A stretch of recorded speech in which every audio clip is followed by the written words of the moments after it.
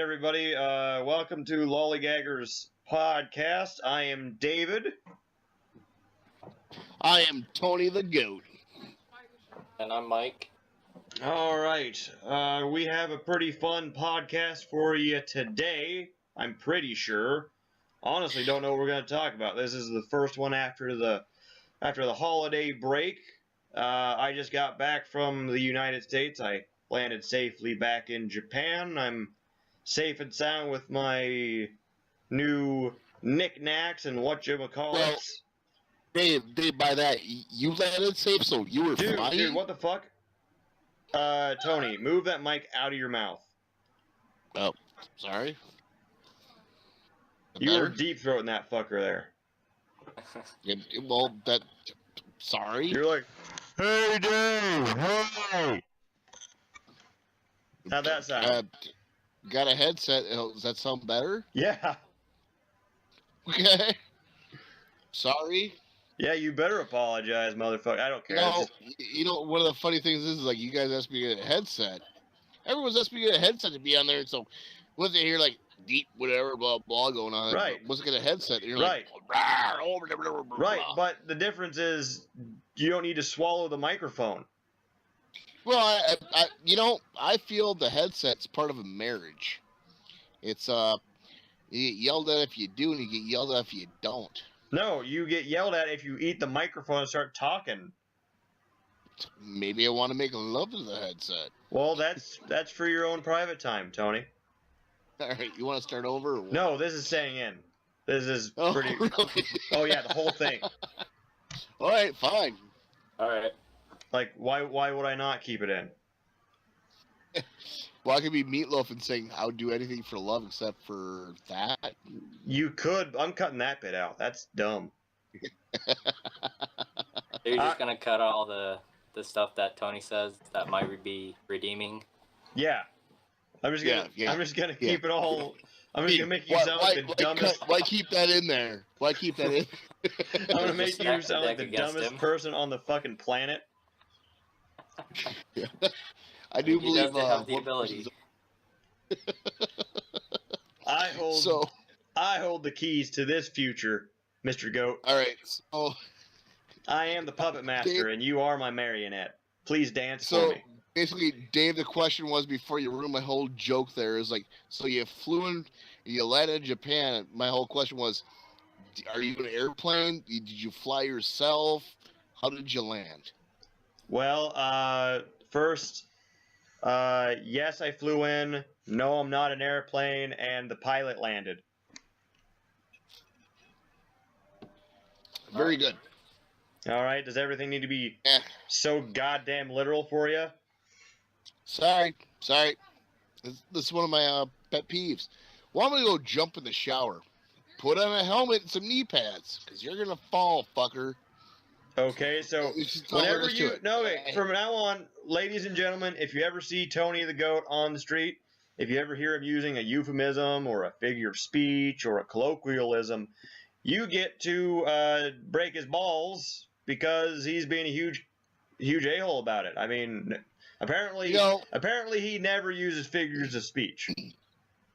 Never happened. I'll tell you what, you have to get out colloquialism because I think Star Trek has cloaking devices, and therefore you're getting a copyright on the I will turn this show around, Tony.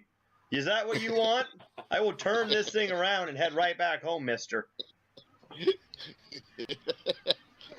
But, Mom, we're halfway there. I don't care. I'll turn this entire fucking thing around. We'll go back home. Is that what you want? Sure, go ahead. It's a longer distance. All right, here we go. All right, you think you know what? Your sister better be thanking you. Hey, Sarah, thank Tony for the vacation being ruined. Speaking of Tony, fuck you. See, that was your fault. Dave, I have to tell you right now, your sister and I did go on a date. I bet you did. Did you get lost? And we got tacos. We had tacos. Okay, did you get lost? No. I had GPS TomTom. Okay. I mean, it was okay. We went to taco place. We had an ate. We got kicked out of several places until we actually got served because she was yelling so much. We don't know why. Well, she likes I don't those know why tacos. She can't be, you can't have her around tacos and expect her not to yell. I mean, that's nature, right? Well, I mean, yeah, I kind of saw her just like boring down the halls there of Taco Bell, and Taco Bell. Your Taco Bell at hallways? Yeah, they have hallways. I didn't know that. This is news to me. The back of there's kind of a hallway there. I see. Look down there, their food prep station, and all their stuff. Your sister was all up in that. I mean, just be thankful. Weird. Just be thankful that she wasn't near a cheese fountain. Like, you don't want to see that. It comes out everywhere. Every orifice, there's cheese. Just saying. Well, I was kind of Dave, and I kind of think I like her a lot. So I think we might get married. So would it be okay if I be your brother-in-law? Only if she stops being my sister. See, that's you know, she can be my sister-in-law, and you can be my biological brother. That's fine. I'll be okay with that. All right. Well, that sounds great. I mean, sure. I'm sure that we're in court of law somewhere. We'll get the paperwork. I mean, just go to international waters. We can do whatever we want. Sure. Maritime law. That's right. And if anybody has a problem with the way that I'm speaking about my sister, you can meet me at 39.03 degrees north, 125.76 degrees east. Come and get me. We'll have free tacos. Yeah, free tacos. All right, so let's get into her today. Last Saturday, this will come out a few weeks from then, but around December, I was visiting the States. I was over at Mike's house quite a bit, and we played a game. What game was that, Tony? Mike, can you tell us what the game was? The Doki Doki Literature Club. Doki Doki. Can you lean closer to your microphone and say that one more time? The mic is in my face. Oh, can you turn up your microphone then? I think we've been over this, David. The Doki Doki Literature Club. Ah, Doki Doki Literature Club. Wonderful. Hey, Mike, don't go all Monika on us, okay? Stop it. That's right. Don't go all Monika. Don't take it over. Anyway. So David's the one with the real power. I really am. I really am. I'm not going to apologize for it either. Anywho, can you give us just a little bit of an overview of this game, Mike? Well, I'm not really sure how much I can say without giving too many spoilers. Okay, hang on. Before we go, we have the full game. All the footage is up on the Lollicasters YouTube page. It's under Lolly Streamers. If you want to go watch it, go ahead. You can click through all the highlights, kind of see what all the hubbub is. I have the full gameplay, so you can see whatever you like. We had some fun. I'll do the spoiler-free bit, and then Mike, you can do the spoiler bit. How about that? Okay, yeah. All right. So the spoiler, okay, I'm going to give you a slight spoiler warning. Like, if you want to go in this completely untouched, with no knowledge of it, please go now. Skip ahead to our jaw-jacking. That'll be at, like, I don't know, 2-3 hours in here. I'll put it in the description below the video. But the mostly spoiler-free overview of this is Doki Doki Literature is a game that is designed to look like a Japanese dating simulator game, where the main character is a dude who is basically in this club, this literature club, and there are 3 gals that you're trying to, I guess, get with or to date, and then there's a 4th gal who, she's kind of like the helper. She kind of gives you information as you go, and that's Monika. And then the other 3 are the ones you're after. You got a young one, Natsuki. We have Sayori. That's the gal who's kind of with you at the beginning, but she introduces you to the club. And then there's Yuri. and she's kind of the gothy chick who she's really well built. She's got a full figure. Natsuki's like I guess you're in high school, so she's like the 14-year-old. Like, I kept calling her statutory the whole time because, like, that's just get away from that one. Don't go for that one. Anyway,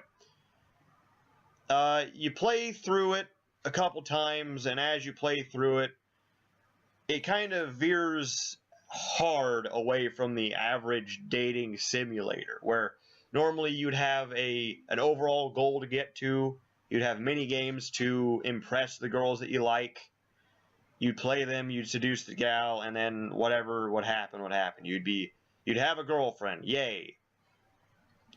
Now this one takes a bit of a 90-degree hard turn. All right, it's hard to say anything else without spoiling this stuff. So I'm going to tell you it does divulge into the psychological horror genre. You have to give it time. It's like a 2-hour wait for the stuff to start kicking in. But it starts kicking in, and once it does, it's in. So that's the spoiler-free version. Okay? I'll let Mike explain the full version for a little bit. Just give a brief overview of what the game is after it starts getting weird. Okay. Well, so if you first start out, like David said, you're trying to woo one of the 3 girls. Woo! As it goes along, you kind of get like little hints that like things aren't like going as well as they would seem. Like there's problems with the girls. Eventually you find out like Sayori has been battling depression, and then like at the end of the first route she ends up killing herself. Okay, she ends up killing herself. And so you guys know, if you want to play this one, that decision before she kills herself doesn't matter. Whether you pick her or whether you don't, she kills herself in the exact same way. So don't worry about that. That one, that choice fucked with me, and I had to figure that one out. So continue, please. Right. So then after she kills herself, the game kind of reboots itself, and all your save files are deleted. You start a new game, and Sayori's character is just completely removed. And so you're like, kind of like, okay, what happened? So you just like try and play through again, and you try and pick either the same girl or a different girl. And basically, every girl that you pick, something happens, and then the main person who's behind everything kind of reveals themselves, and that's basically how the game goes. Right. I don't really want to give away too much more than that. Well, to kind of get a little bit more into why it's a disturbing game, it's not that scary of a game. There's nothing that jumps out at you. There's nothing that's really gory. Like, I mean, a few people die, but it's a little bit off-putting just because it's a tonal shift. But what this game does... Dave, hang on. David, let me... Well... Hang on. You give your anecdote. I'll get into it real quick. All right. What this game does is it tries to screw with the player outside the game more. And that's why it's a little bit off-putting, because it starts to message you in your saved files. You get newer save files, you have readme stuff, your little poems and stuff, little warnings, some pictures. So it does get pretty unnerving. Now, Tony over here, when we started playing it, he had never heard of the game, he had never done anything with it, and on the first playthrough, he thought I was fucking with him. When Mike and I were playing, he thought that there was nothing bad gonna happen. And then what he did was he actually downloaded Steam. You can download Steam. Downloaded the game. It takes about 5 minutes to download. He played through it himself. And Tony, what did you find out? Please explain. I would say it's not, as far as a demographic goes, where it's not one of them deals where you have to tell your, well, I'd say any kid over 13 should probably not play the game. You know, under 13, sorry. There's just some disturbing spots in it. I'll give it that, but what I like the most about it, and I'm going to praise this for any movie or anything out there, is this is where I'm going to praise it, is like, I didn't see where the game was going or how it was going to, develop into. I like that. Right. It kind of messes with your expectations a lot. Right, exactly. Yep. Basically, when you guys started your live stream there, I'm like, oh, you guys are doing this. I'll do it by myself. So we have something to talk about today, obviously. So I did that. I was keeping track mostly with you guys, or even at that point where I actually overshot you guys by one day and started going into it. And I'm like, wow, this is really cool. I honestly think it'd be better to ask me these questions when you're done with the whole thing, because I think I know why this game is so addicting. It is addicting. It does mess with you. Yep. And I have my theories about it, which I'd love to go into right now. But I think if I get those theories out right now, it'd ruin what you're trying to do right now. So, Dave, go for it. Well, I don't mind right now. If you're listening to this, please make sure you've watched it or played it for yourself. I would highly recommend you play it for yourself. If this type of stuff, like where the game messes with you, if that bothers you too much, I would steer clear. Just watch and listen to Mike and I do it. We read all the dialogue. I was all of the women. He was the male narrator. And we swapped off on the poems a little bit, and we got a little sillier with it, just to kind of keep it a little lighter. Like we made, and I'm going to touch upon that too, Dave. Also, where people are, I would think for I'm going to start calling people out right now on sake of a podcast or whatever, where you over exaggerate your expressions. Right. I've watched other videos too where I saw that happen too. So,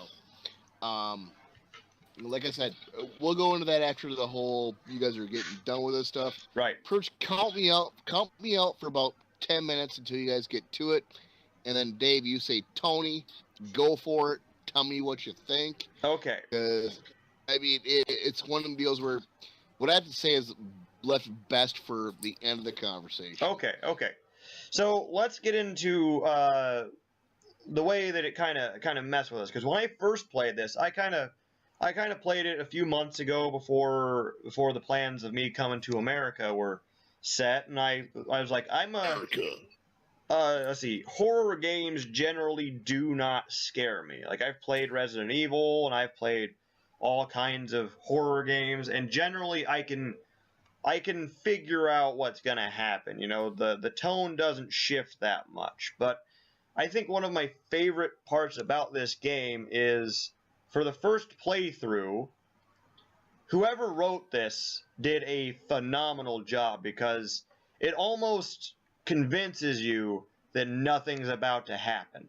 Like, it plays out perfectly. The story of the first playthrough is exactly beat for beat what you want from a dating simulator. There are some moments in there where if you're by yourself reading, you're like, oh man, I think I might need to take my pants off. And I warn people during the stream not to do that, because it gets weird as shit later. But like, it gets really feeling intimate, and then all of a sudden just hit you with that Mack truck of the chick hanging herself, and then it gets real weird when it messes with you. So, Mike, did you have any like weird dreams or any like weird how did it mess with your expectations, I guess, is the best question. Well, I tried to go into it not really having a whole lot of expectations. So I kind of knew it was going to be like really weird and stuff. Right, but the first playthrough, you and Tony were just kind of giving me like, oh, is something going to actually happen sometime, or... Like, you guys were both pretty convinced. It felt like you were convinced that nothing really big was going to happen. No, I knew something was going to happen. I was just kind of waiting for it to kind of start picking up the pace. Uh-huh. I was just getting kind of antsy. I see. Because it was more just the jitteriness of live streaming for the first time, really. I see. Okay. Because honestly, that anticipation was screwed with me too. Like I was like, oh man, when's something gonna start happening? And then all of a sudden it just starts happening. And then for a little bit, like that's the chick killing herself. That happens and it's like a weird spike of like something weird's happening. And then when it restarts again, it tries to lull you in again, like, oh, what's going on? Why is that chick no longer there? And then it plays the exact same way as before, just that chick's not there, and Monika is doing all of the Sayori bits. And you notice like little spots where Sayori was a bigger character in the scene. Something different happens, and then the characters' emotions start getting more and more erratic. Where the first one, like Yuri, she's kind of more of a sheepish type girl, where she's a little bit shy and she likes tea and she likes to read, but she's trying to be really conscientious, and she loves you, but then she's also gonna go this way and that way, and she's trying to break her feelings out a little bit more in the first round. The second one, that happens again, but it's far more extreme. Like, she pretty much tells one of the other gals to go kill herself. Like, it's like, it'd be fun. Everybody would be happy if you just went home and killed yourself. All of a sudden. And it's just like, oh, geez, her tone is shifting. Right. The whole time, I was more of just trying to figure out what the hell's going on. Like who's actually in control of this situation and stuff. And right. And to me, the fun part was, since I already knew that weird stuff was happening and I knew Monika was going to take over, I could kind of see it on the second playthrough's perspective of how is this, because Monika's the puppeteer in the entire game. You can see kind of where she's starting to manipulate stuff a little bit more. Kind of interesting. Right. Yeah, at first I was kind of like, I knew Monika was like kind of self-aware, but I was like, is the game breaking and she's trying to like hold it together, or is she actively trying to destroy it? Right. And it was funny because she is trying to destroy we both kind of caught on about the same time, where we figured Monika's doing some weird shit, and we kept calling her Skynet the whole time. Right. Like their nicknames were, I think we had Bipolar was Yuri, Statutory was Natsuki, and we had Skynet for Monika. Right, and Sayori just died too quickly to really get a nickname. Right, she was just dead chick for the longest time. So, I guess... Alright, now, out of all three of us, I think this game kind of tugged the string of one of us a little bit more than the other two. Because, Mike, you and I kind of, like, you're very low-key at this, at kind of putting yourself out there, but I can attest to this. Mike and I have kind of the darker mentality, senses of humor. We can kind of roll with the punches with that kind of shit pretty easily. Even if it's a psychological horror, we can kind of hang in there. Like we both like the llamas with hats and all those, and if anybody wants a weird YouTube video, I think it's like Marshmallow People. Something like that. It's really out there, but it doesn't bother me at all. But I think Tony had a very interesting experience with the game later on. Can you please... we're just going to shut up. Mike and I are going to shut ourselves up. You go ahead and explain your experience with that game. I'm actually kind of embarrassed about saying this, but... Oh, don't be embarrassed. It gave me one night full of nightmares. I did sleepwalk, and end up somewhere that I wasn't really pronounced. Really woke up. I didn't know how I got there. Where did you end up? In the bathroom, laying down by the toilet. Oh. Not laying down, but sitting up. Just sitting up. Huh. And it was like, and it wasn't. That night there was no drinking going on. Well, there was drinking, but 1 or 2 beers or whatever. But it wasn't, a major blowout where I'm gonna go puke my brains out or anything. But it was a major. How the hell did I get here? Now I gotta ask you. Now, forgive me for asking this, but was there Vaseline smeared on your asshole? No camp tent, no nothing around. All right, I was just asking. I was figuring the significant other was getting a little freaky with you. Didn't tell you. No, that wasn't it at all. It was a matter of, even my buddy Rich, he goes like, wow, that's what really happened, dude. It really hit you pretty hard to the psyche. And I'll go into depth. I mean, at the end of this, I've wanted to jump in here a few times, so I don't want to interrupt you. But it's a matter of, like, this game is just, the reason why this game is done so well and so great is because of, well, I'll just start right now. Because you go through the first segment, nothing really happens except for what you think might happen, but it doesn't happen until the end of the whole segment. 2, once you hit the whole second thing, it goes all like Tyler Durden Fight Club on your ass, where you see some glitches and stuff going on. I'm like, well, that's pretty cool. Is that significant? Yeah, no, whatever. And then you get to the third, which I think I heard you guys talk about or whatever, is a matter of I don't want to totally into it and ruin whatever, but it was a matter of, like, yes, this, if they would make this a movie, I would watch it, because you had me completely fooled the whole time. Mm-hmm. And there's very rare movies out there this day where I sit down there in the movie theater and I'm like, this is going to happen, this is going to happen, this is going to happen, results of this, and blah, blah, blah, movie's over with. I mean, that's the way it's been for, like, the last 10 years.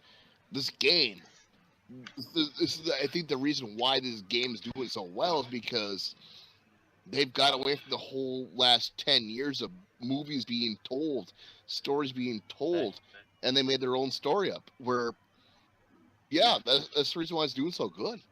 Right. I can't wait. Refreshing. Yeah, it's very, very refreshing. I can't wait. There's some spoilers in the whole thing where he's going to do something else. I can't wait for it. I can't wait, because if it is horror, and I don't get into horror movies or whatever that much,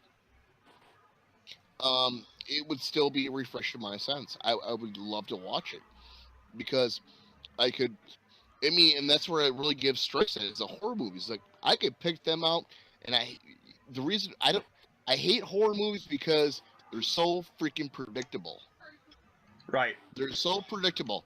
But the way he's making a horror like game or movie or whatever, kudos. I mean, Jesus, I bet you Rob Zombies are there sitting and going like, hey, wow, dude, you want to come hang out and smoke some weed? We can make an air movie too. I mean, I'm a serious dude. He's got it going on. He's got it figured out. Yeah, and honestly, on the first game through, you're looking at least the way I looked at it. On the first game through, on the first playthrough of the game, it's basically Japanese simulator. Then when you play it the second or third time through, like, even if you finish the game and start it again, look at it in a different perspective. Now, if you play through it entirely the second time through, what I want you to imagine is not that the simulator is the game. The simulator is the game board, and you are playing against Monika. And that's a whole thing too, where I think this is part of the whole game where, and this is the most important part about the whole game, is where you sit down, you play it, and you have the aspiration. These kids these days don't know what the hell is going on in their heads. Number one. 2, you actually think it can be possible where a game is actually changing the game parameters and making it so the game can win against you. That seems kind of freaky.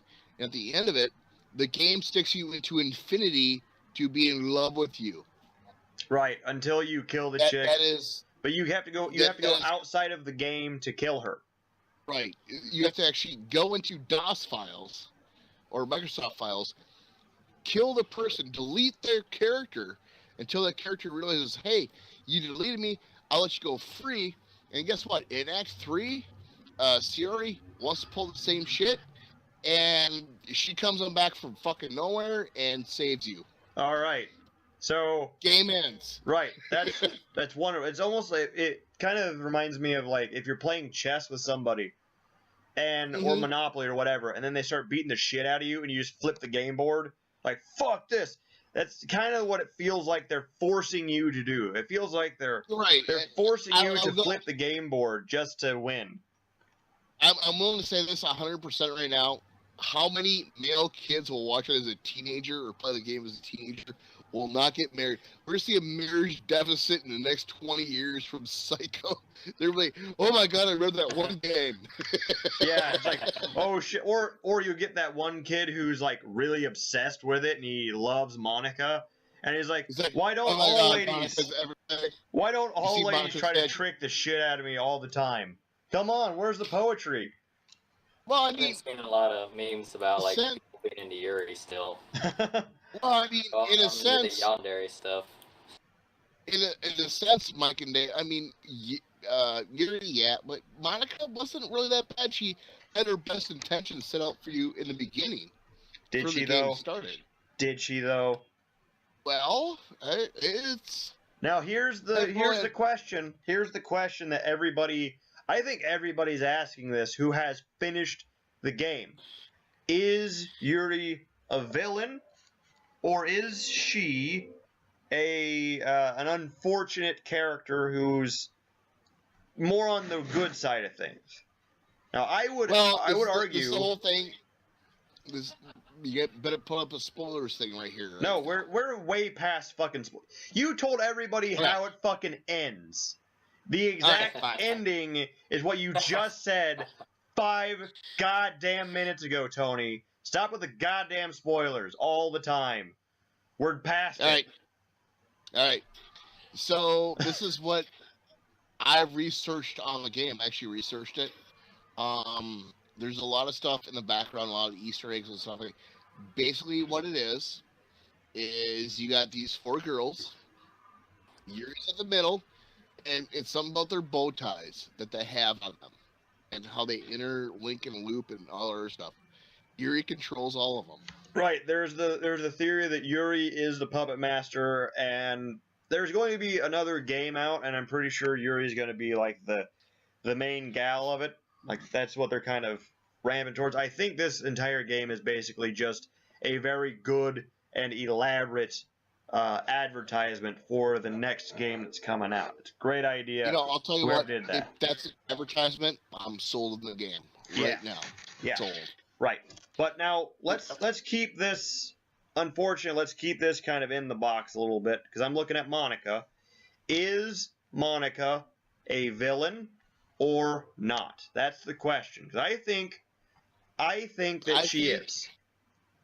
Am I allowed to say what I'm going to say right now? Go for it. I don't give a shit. We're done with the spoilers. Right, I told you that. Basically, what it was is what I got the whole gesture was everyone thinks is Monika is the hero, and the reason why she's acting the way she is she was misplaced into a different game, and as an AI game person, she knows she doesn't belong there. Right. It's an AI game person who does not belong there. But if we're taking into account, if we're in this world and we think that AI people are actual people, then she is... Now, she might not be meaning to be the villain. She might be accidentally being the villain. But she does fuck with everybody's mental health and essentially drives them all to suicide. Every single one of them kills themselves if you play through it and pick the right path. Like if you go for Natsuki instead of Yuri, she'll kill herself too. Every one of them kills themselves. So she's driving every single other presumed life form in this argument, in this world, to suicide. And to me, whether she means to do so or not doesn't matter. She's doing it. Mike? Well, I mean, number one thing is the game put it off as you got to be over to a certain age and start cryptic, and if you suffer from anxiety.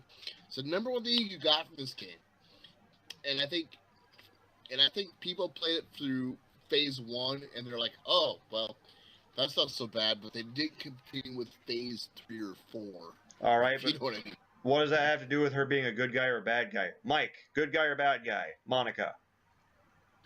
Okay, well, I gotta clarify. I seem to remember a point in the game where Monika says that she's the only AI in the whole game. Do you remember that? Like when she's in the infinite world? Well, says hang on. She says that she's the only other intelligent AI. The only other intelligent being. The other AI are kind of on rails still, is what she's saying. Right. So if you go just kind of by that, Tony, would you back off? Let Mike talk a little bit. If you go just kind of by that, like just kind of make a logical assumption, I guess.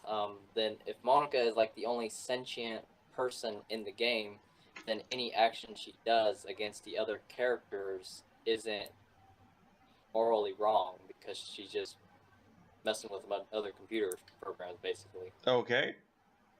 So she wouldn't be bad. She would just be acting in her own self-interest to try and, I guess, fulfill her purpose of being with the player of the game, I guess.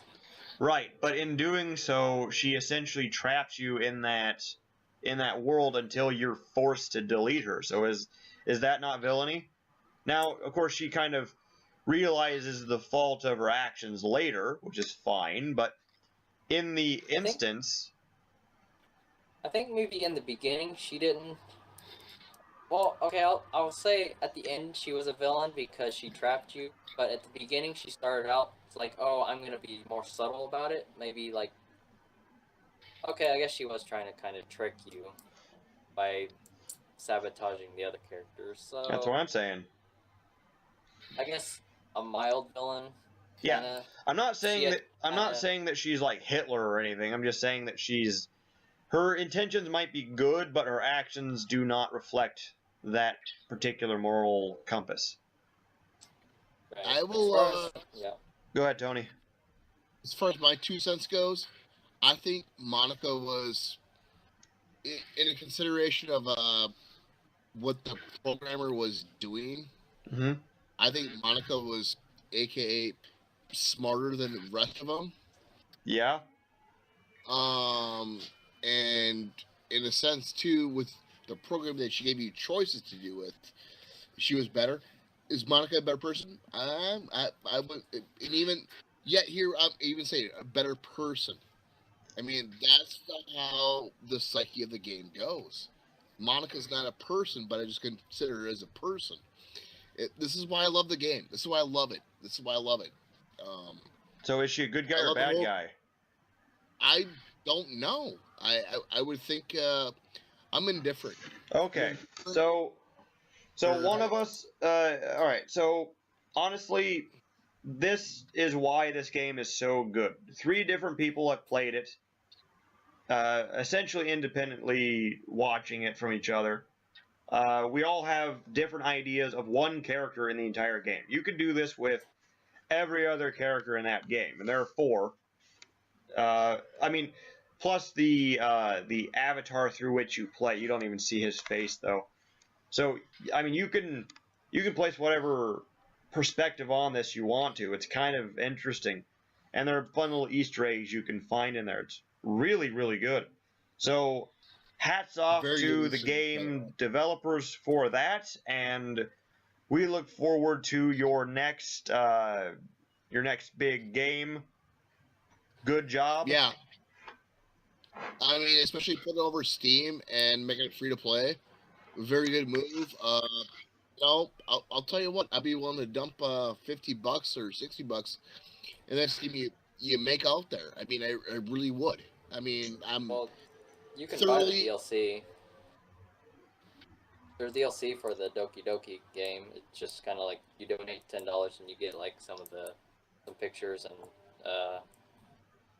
like a concept art. Well, stuff.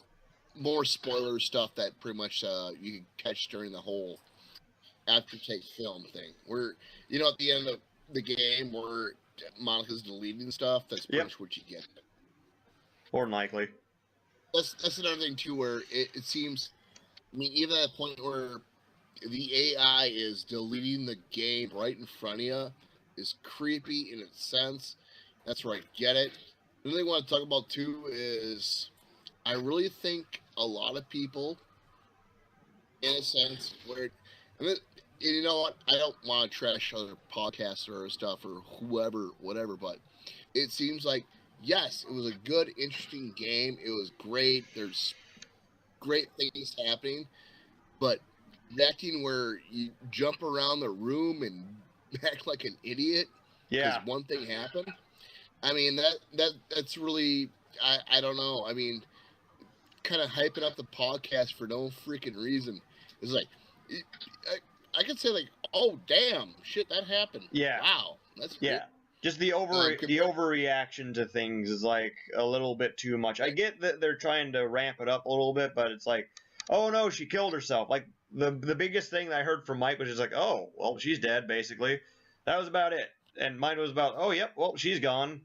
Easy. It's or just, you know, that's where I got that from. That's why I'm bringing this whole thing. It's like, oh my God, this started happening, blah, blah, blah. I gotta jump around the room 100 million times, blah, blah, be a freaking retard and jump around, be stupid like a freaking little Chinese little freaking stupid dog or all whatever, right. You know. Yes, sir. It could also be that just me and David have seen a lot of dark stuff. Too. Yeah, we grew up with like Invader Zim, and I watched Ren and Stimpy. Like we've seen some weird fucking shit. So yeah, it really didn't really affect me that bad, except for just having a nightmare and going on strolling in the bathroom and being heads up in the toilet. No big deal. Mm-hmm. It doesn't really affect me that much. Fuck off. Just say okay, but all right.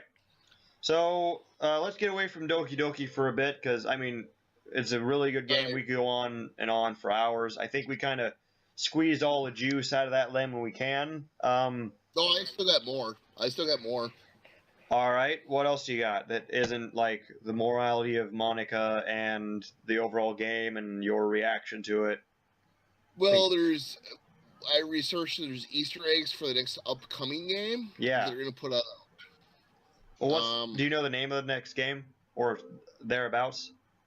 No, I don't even know the name of it, but I know there's basically if you go on there and decrypt a lot of stuff, you can actually get a pick file, and you got to go through a lot of crap to actually get the pick. Well, here I'm gonna tell everybody this. Hey, everybody, I'm gonna put the link to the game theory episode on Doki Doki literature in my description below.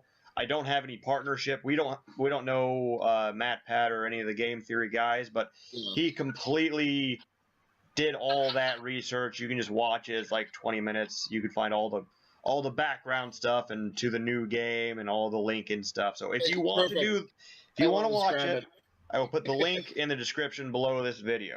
All right? Did that. So anything else?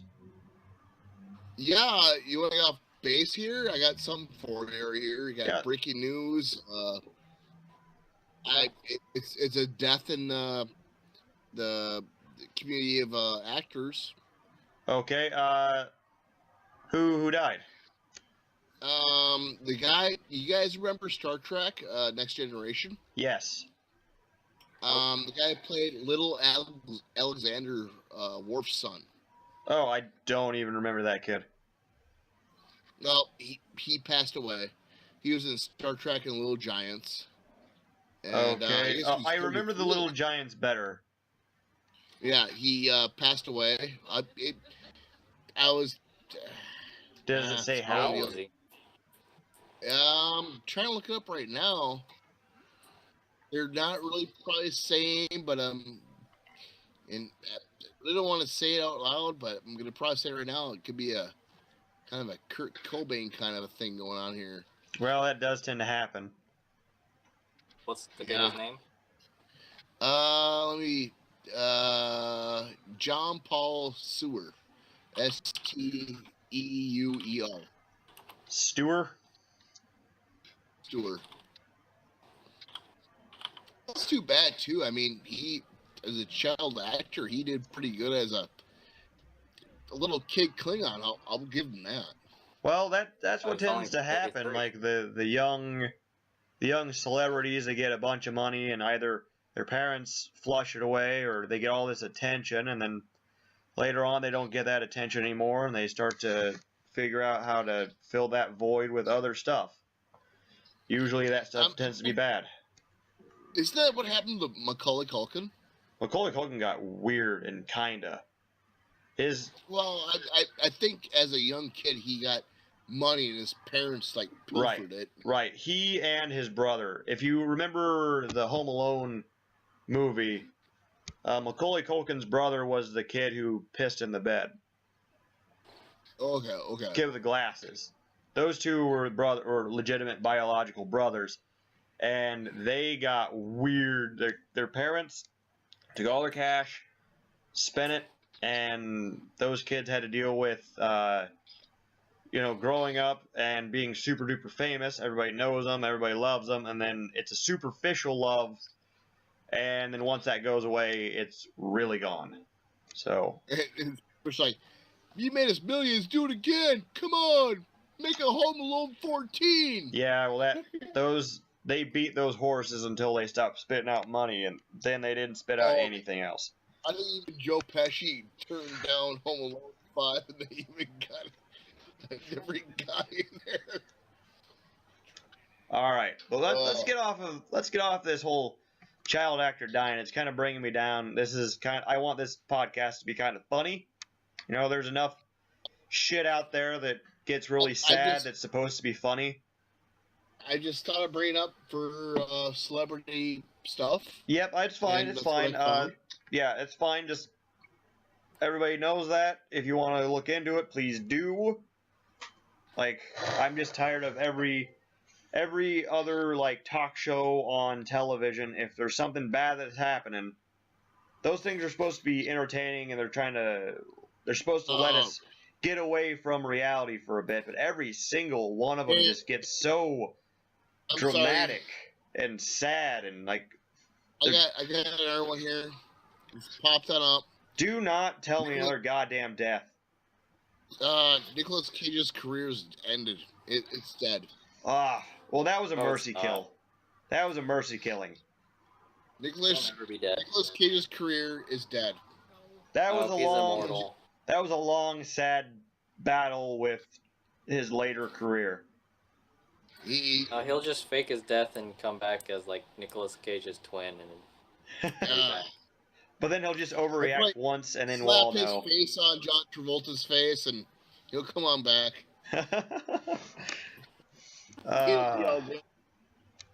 All right, thanks for getting us back on track. So speaking of really kick-ass actors, that's a pretty bad segue, but here it comes. Let's see here. Dwayne "The Rock" Johnson is going to be in a video game based movie here after a while. I don't know if anybody you guys used to play the game in the old arcades, but it was called Rampage. Rampage. Yep. Do you remember that? I was pumped when I first saw the whole thing come on out, but I now have second thoughts and second reserves for it. Come on. Oh, come on. It's going to be The Rock fighting a giant gorilla. I mean, we loved him against Vin Diesel. I don't think this will be the case. The whole storyline, I could already see the trailers. Yeah, but I mean, he's already fought Vin Diesel on screen, and this will be more of the same. It'll be great. I'm really, fine. You know what? You're gonna call me out right now. I'm gonna call you out right now. Do it. I think Dwayne "The Rock" Johnson, Mr. Rock himself, is gonna bring that gorilla ape guy that you see in the trailers down to Back to the Ape, where he can spend a lot of good time with him after he destroyed the whole goddamn city. And that's where I feel like it's going to. No. What's gonna happen? What's gonna happen is The Rock is gonna walk out in the city while the gorilla is beating the shit out of it. He's gonna point to him, and then they're gonna have a match. They're gonna fight each other, the way you do. The Rock is not gonna grow in size at all. He's gonna be the exact same size, fighting a giant gorilla. And then what's going to happen is just before the gorilla beats The Rock in the match, Vin Diesel as not as Toretto, as Triple X. Vin Diesel as Triple X is going to fly out no, you let me go. You let me go. You let me go. Vin Diesel is going to fly out. He's going to fly out of nowhere. He's going to Deus Ex into the screen, and he's going to punch the gorilla in the eyeball to blind him. And then Vin Diesel as Toretto is going to drive his car into the gorilla, the other eye. So we're going to have Triple X Vin Diesel and Toretto Fast and Furious Vin Diesel teaming up to fight this giant gorilla while it's fighting The Rock. That's what's going to happen. So, Dave, you're almost right, except for you didn't mention the car did a 720 flip. That's implied. Of course it is. No, you didn't specify it. 360 is implied. 720 is you got to make that happen. Sorry about that. Sorry. Okay, it's going to do a 720 corkscrew into the gorilla's eyeball. It wouldn't be a Deus Ex because Vin Diesel's character has like an unnatural bond with The Rock's character where he can like sense when he's in danger. That's right. He can hear. Like, has to rush in. He can hear The Rock's. He can hear The Rock's heartbeat. Oh, no, by the way, he can smell what The Rock's cooking. It's funny because we did the whole. We went over Christmas. We watched Jumanji. Watched that. It was pretty hilarious because of one of Rock's special features were he's I could be sultry, whatever, just basically talking sexy, and he did it randomly. Smolder. What is it? Smolder? The smolder. The smolder. And he's like, "Hi, how you doing? Please don't be afraid of danger. I'm The Rock, and I'm here." And it was like so hilarious to see. Yeah, count that in the movie too. Oh my god. Okay. No. Here's where the movie's gonna go. After the Vin Diesel's characters hit the gorilla in each eye and blind it for a bit, the Rampage Rock is gonna high five both of the Vin Diesels, and then what's gonna happen is The Rock and the gorilla, they're gonna lock eyes. I mean, once the gorilla wipes all the car out of his eye, they're gonna lock eyes, and then they're gonna have one heartbeat. One heartbeat. Gotta correct you. They'll be buddies. Correct you. Vin Diesel will grow 5 arms to high five people. He doesn't need to. And then high five them. Vin Diesel is an omni high fiver. He can high five the world with one arm if he wants to. Don't be Chuck Norris, that son of a bitch. Hey, you know what? Chuck Norris had his time to shine. I believe now is the age of the Diesel. And Chuck Norris probably mentored Vin Diesel. That's right. Oh my god. Vin Diesel actually trained with Chuck Norris, and before he left, Chuck Norris let him have a hair of his beard. That's what made him invincible. Let's copyright it right now. Let's do it. That's right. Let's do, hey, Universal, you better not steal this shit. This is some gold. And Universal, if you have a problem with us making all these badass movies that you don't have the balls to do, you know where to find us. 39.03 degrees north, 125.76 degrees east. Come get us. Start the rampage. Roar. All right. Can I have a break?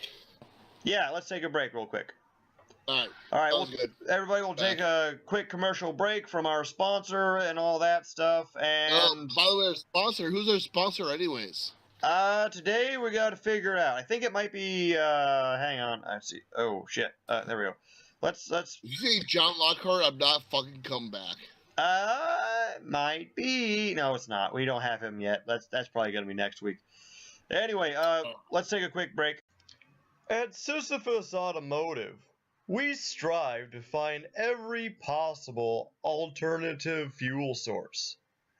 For example, our primary model, the Energy Leaf, is a single-seat chassis fitted with a large sail on top.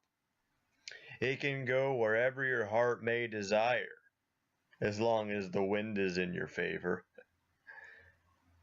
Boy, I sure save a bundle on gas money. I just wish it wasn't hurricane season. I miss my dog.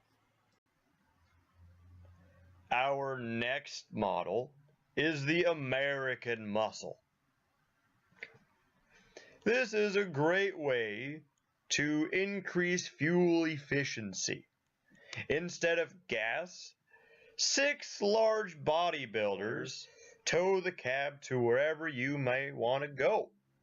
It even comes with a free case of power bars to keep them fueled and ready to whisk you away at a moment's notice. Yeah, with my new muscle car, I can have these slaves, I mean strapping young men, get me to the store in no time. The best part is, if someone parks in my favorite spot, they can kindly lift the problematic vehicle out. Presto changeo. And if they don't, they know no end to the hell I'm going to bring them. Our final model is the biodiesel.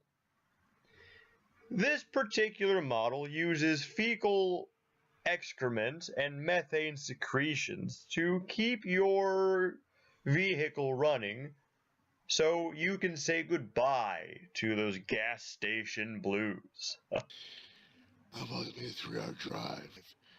I can't drive confidently. Well, no, I'll never run out of gas. If you know what I mean. As a matter of fact,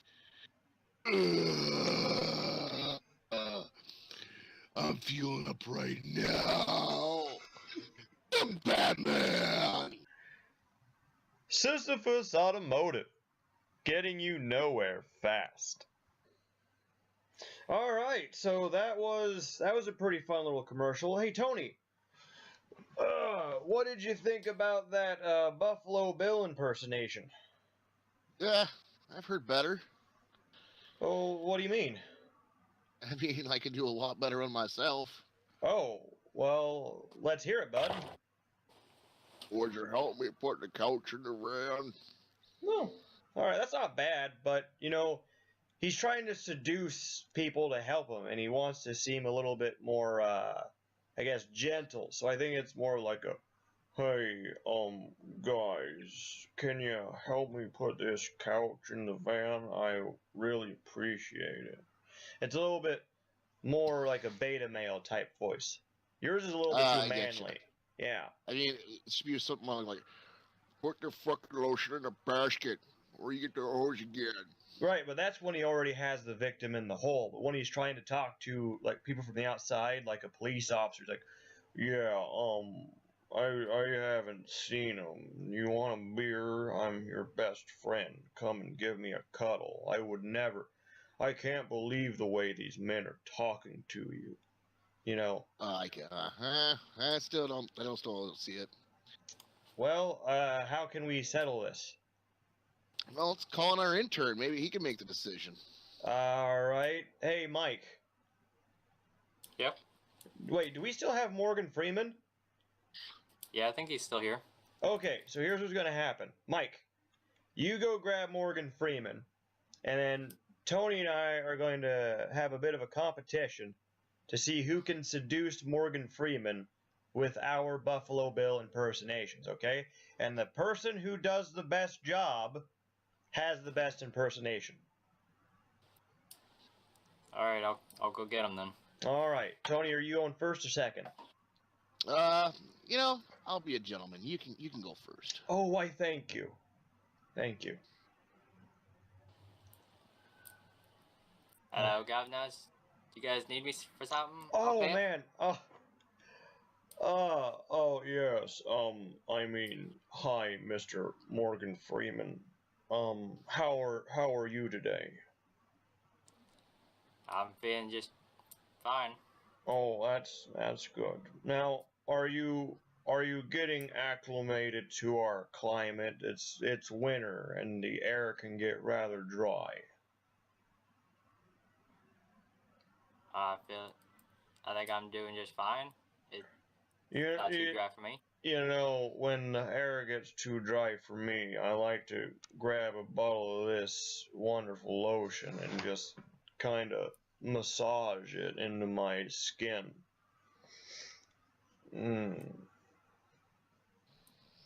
Do you like rubbing lotion into your skin sometimes, Mr. Morgan Freeman? I suppose it's alright to use some lotion every now and then when the occasion calls for it, but my hands are just fine right now. Oh, well, are you sure? 'Cause, you know, you seem rather dry right now. Would you mind rubbing this lotion into your skin?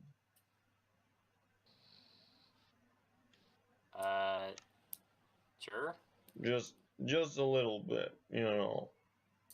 And when you're done, you can put that lotion in the basket next to you. Okay. Okay. Oh, hey, Mr. Gold. Yes. It puts the lotion on its skin, or it gets the hose again. I already put some lotion on my hands, sir. Take the lotion and put it on the skin, please. No, I think I got enough lotion right now. Put the lotion on the skin, or you get the hose again. What? Hose? Put lotion on your skin, or you get the hose again. What the fuck are you talking about? You put it on your skin. Listen here. You're gonna do it now. Or you're gonna help me put a couch in a ventilator, and I'll make you do that. I like a nice couch. You guys starting to weird me out now. I will wear your skin as a dress. You know, if you guys just knock it off right now, Put the lotion on your skin, or you get the hose you guys again. seem like nice guys. Are you trying to prank me or something? You got Here's a jelly bean. You got that nice creamy skin. We don't want it to go to waste. Yes, we need it to be moisturized for later dresses to be made. Alright, the air in here is starting to get a little murdery, so I might just bugger off because I don't really need the job. I'm too rich for this. Put the lotion in the basket. Put the fucking lotion in the basket, or you get the hose again. Alright. Yep, I'm gone. See ya. See, I think I won that one. I think I had the better impression. Yeah, well, I don't think so. Like, I think he was more impressed by my observation of his skin. Oh, could be. I mean, Hey guys. Yeah. What did you guys say to Morgan Freeman? He looked like really freaked out. Well, obviously, that's because our Buffalo Bill impersonations were so spot on that he could not separate us from the Buffalo Bill. More than likely. Like, that just proves that, you know, Tony, you and I, we're fucking awesome at this. Yes, we should definitely sign up for the next Buffalo Bill thing, or wherever at an opera. Yeah, the we Buffalo do Buffalo Bill Fest. the opera, Silence of the Lambs. That's right. It's the Buffalo Bill Fest in New York. Buffalo, New York. Because it's got to be Buffalo. Yes. Everybody tucks their dicks in between their legs, dances in front of a mirror in a giant crowd of about 500. And then we all eat buffalo wings. Then we all find a bunch of fat ladies, throw them in a hole, and hose them down with lotion. That's the Buffalo Bill Fest, everybody. And they have we have sewing machines on sale. Yep. You can make your own skin dresses with it. Yep. Oh, by the way, If anybody has a problem with this, you can find us at 39.03 degrees north, 125.76 degrees east. That is actually the birth of Buffalo Fest. Just saying. Yes, yes. Go right ahead. All right. So, let's see here. Let's get on with some jaw jacking. How about it? We've been doing this for a little bit. We're about an hour and a half into it. So, why not a little bit of jaw jacking? All right. Yeah, we could do some jaw jacking. I think it should be you and Mike. I'll be Mr. Moderator. Let's see. Is it me and Mike? I don't know. I think it is, because I took part last time. All right, but I took part with Rose. I took part in the Rose argument. So then you and Mike went. So I think it's you and me, Tony. Oh, well, okay then. That works. All right, well, here goes the jaw jacking. There we go. And so if anybody's listening for the first time, this is where we take a completely neutral subject, absolutely in the middle, and one of us argues whether that subject is Republican or whether it's Democrat. Okay, Republican is also right and Democrat is also left. Okay, so those can interchange a little bit. So I believe last week was Tony versus Mike. Week before that was me versus Mike. So this week I think it's Tony versus me. And Mike is the moderator. You guys okay with that? Sure. All right. All right. So I'm going to flip a coin. Heads goes first. Tony, please call it. Tails. It is heads. Okay, so I guess let's see. First of all, who's which side? Oh, hold on. Sorry, everybody, I'm skipping way ahead. This is vacation brain for you. Mike, what is today's subject?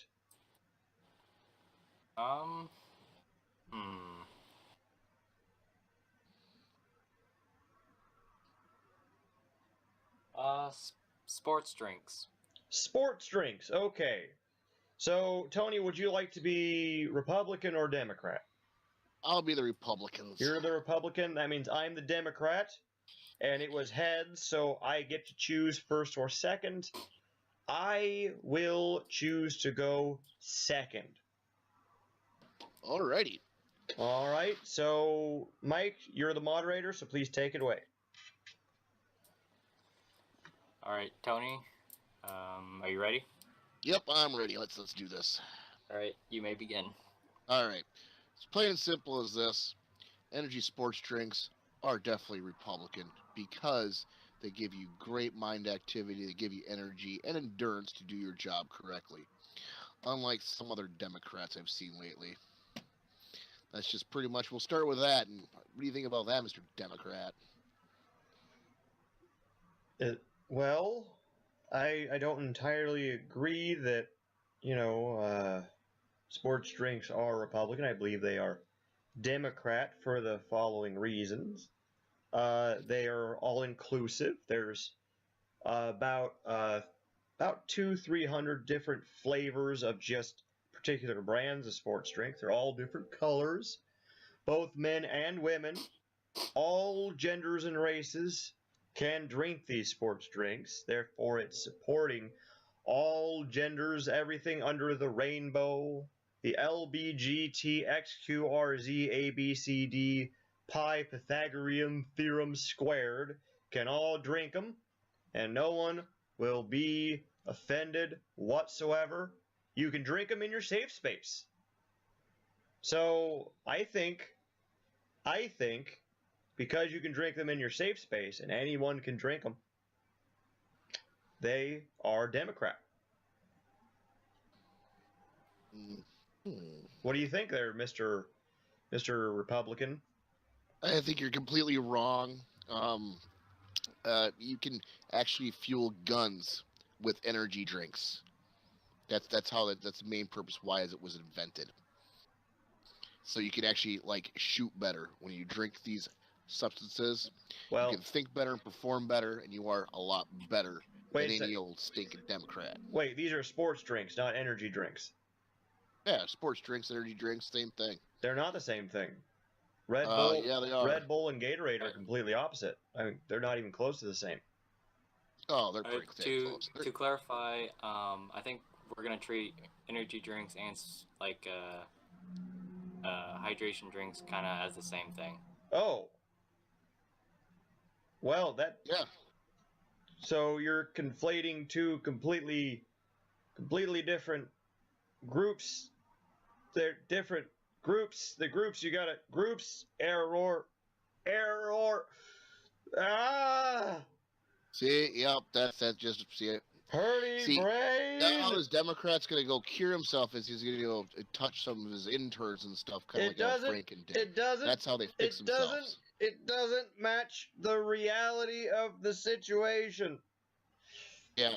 Energy drinks have high amounts of beta vitamins and sugar with caffeine, and sports drinks have more electrolytes with sugar. Mr. Democrat, you can't even comprehend what they even do or what they're for. I can comprehend exactly what they can do and what they're for. You're the one talking out of your ass there, Mr. Conservative. Can you tell me the active ingredient in an average sports drink and or the average energy drink? A lot of Republican love. No, not at all.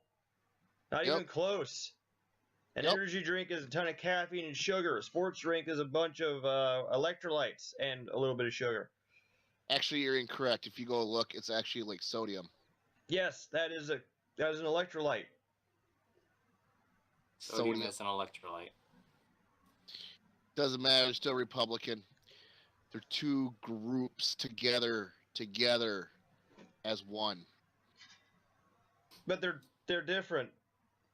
Nope, they're not different. This is science. They're all the same. This whole thing was developed. They're all the same. See, you can't even handle it, all. You're just being like you're excluding people and stuff. You're just being instantly dismissive. That's not the same as arguing. But anyway, we're getting. You know what? I'll beat you on both sides. You know what? I'll accept this. I will accept this change, even though that is entirely inaccurate debate based on what they are. I will still argue that we just passed a bill and wrote it into law. Energy drinks are Democrat. Sports drinks are Democrat because they are for everyone. They are for the support of the society around you. They help you take care of your friends and family and neighbors and Mexicans and Spanish and Europeans and Asians and everybody around you. You give them all a great big hug. And if you drink enough sports drinks, you will have the energy, or energy drinks, you will have the energy to hug everyone around you. Therefore, the Democrat. Nope, that's completely inaccurate. Completely inaccurate. How so? Because, well, they're obviously Republican because they give you energy and give you a clear mind and it makes you focus and write good things and get rid of bad things like healthcare stuff. That's what we mainly do is we sit around the table and we're writing a bill right now to get rid of healthcare stuff just by drinking energy drinks. That's how we're doing it. Yeah, so, but energy drinks are totally Republican. You see, the thing is here, though, these energy drinks, all they do is they fuel you. They fuel you to do the things you want to do. Like if you want to save the rainforest, drink a couple cases of Red Bull. You're going to save the whole rainforest, you know? Like it's just going to help you go faster, think quicker, think smoother. You can knock over an entire industry. All those fat cats on Wall Street, if you drink an entire case of Red Bull, you can go straight through that entire goddamn building and just waste all those motherfuckers. All those white men. You're going to kill them all before anybody even touches you. And if they do shoot you, you'll be able to ignore the pain with the more energy drinks you drink. Oh, boy. Oh, boy. And you can't even stop me. You don't even know what you're doing. You can't even stop me, Mr. Republican. Yeah, it's just craziness. Mr. Moderator, do we have a straitjacket around here? No, we do not. You couldn't stop. You could not stop me with that straitjacket. No straitjackets can hold me. I'm immortal. Yeah, I think we need one. For you? Can you I think we need to call in maybe some special people to help them with. Maybe if you had a couple, Maybe if you had a couple of sports I'll drinks. get them on the phone. Maybe if you had a couple energy drinks, you could understand the difference between energy drink and sports drink. And maybe you sir, could form a thought quick enough to actually end it before I start talking. All right. Okay. Just stay calm there. Statements. You don't tell me. You don't tell me to stay calm, buddy. You don't tell me. So, Tony, would you like to give a closing statement? Yeah, definitely. Energy drinks are Republican because, well, we can handle it, and yeah, we got a clear mind. You don't know what you can handle. You can't handle shit. All right, so I'll let you get on with his closing statements. I'm gonna make a little phone call right here, quick. All right, David. You know when you drink these energy drinks, you get going, just going. Yeah.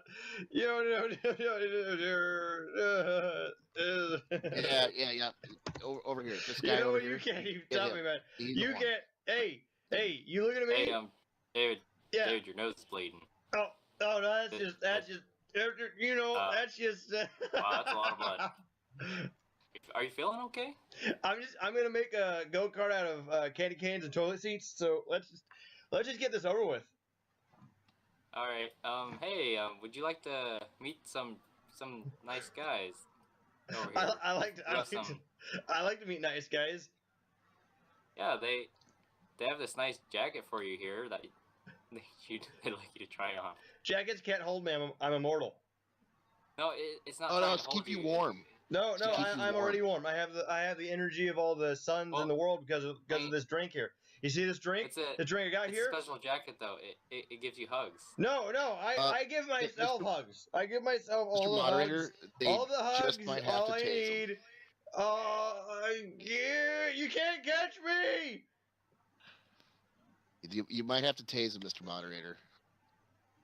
I don't have a taser, but the guys with coats, they're with the straight jacket. They know how to handle this. Who won, Mr. Moderator? Who won? Who won? Oh! Can't catch me. Who won? Hey David, if I say you won, will you go with the nice men? Tell me that I won and find out. Hey David, I think you just won. Woo! I'm not going with them. Fucking tricked you. All right. Tase him. All right, yep. Put him down, tase him. It gives you wings. I'm a unicorn. Oh boy. The Red Bull, I tell you, will do it to everyone every time, I tell you. Ooh.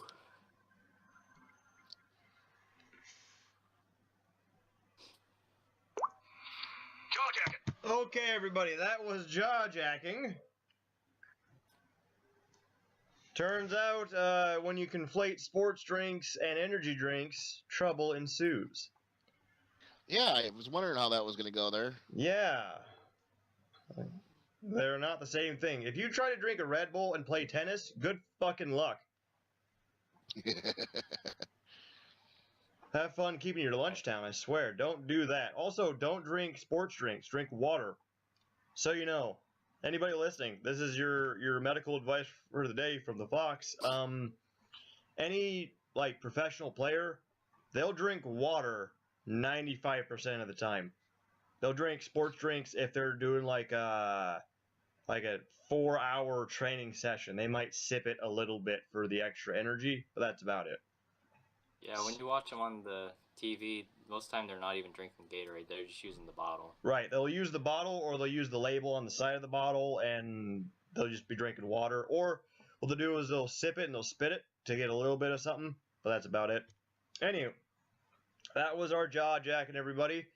I think we're on to the moral of today. We only had one ad today, but I think that's okay.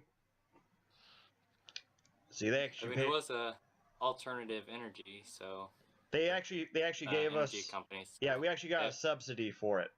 We get a subsidy every couple months just to give a going green commercial. So All right, so how about the moral of today? We're on today's moral. Tony, what is the moral of the day? I would say the moral today is never snort Red Bull and Gatorade at the same time, unless you're going to stick your tongue in an electrical socket. That's a great moral. All right, how about you, Mike? Stay hydrated, I guess. And don't go overboard on the, I don't know. Don't go overboard on the energy drinks. Because, I mean, it'll mess your head up, and then you won't be able to, you know, make a good shoe. Okay. You know, won't hold up in court. Wonderful. Wonderful. Yep. All right, so my moral today is... wait. Did you want to tell us your moral today? Yeah, I might, Mr. Goat. Do you mind? Hey, Mike, do you think we should let him tell about the moral today? Nah. You know what? Oh, be nice. I'm gonna do it anyway. I'm the puppet master here. You're my marionettes. I make you dance. No? Okay? I make you fucking dance. Oh boy, I have to tase you again. Excuse me, sir. You cannot tase me because I am, in fact, immortal. So, good luck. Ooh. All right. Anywho, my moral of the day. This has been an interesting podcast today. Moral of the day is, if you ever hear Tony do a Morgan Freeman impersonation, it's already too late. That is the moral of today. Alrighty, sounds good. All right. So, thanks for watching, everybody. That's been Jaw Jackin. We'll see you next time, okay? Goodbye. Take care. Bye.